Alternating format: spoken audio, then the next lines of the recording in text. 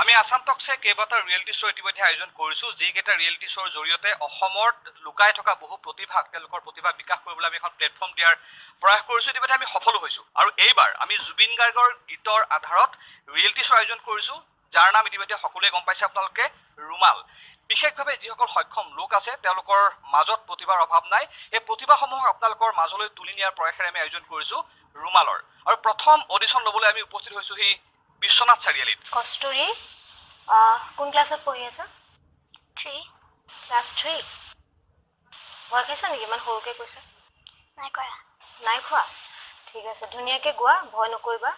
পাখি পাখি মন পাখি লগা মোৰ মন পাখি মেলি যাউৰি উৰি পাখি মেলি যাউৰি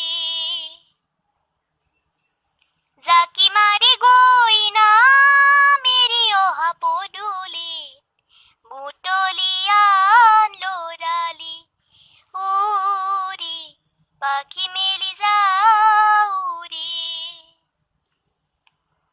দেউতাৰ হাঁহিৰে আইৰ সতে উমলি ৰদে বৰষুণে ধেমালি আজলি সেয়া বেলি উৰি পাখি মেলি যাউৰি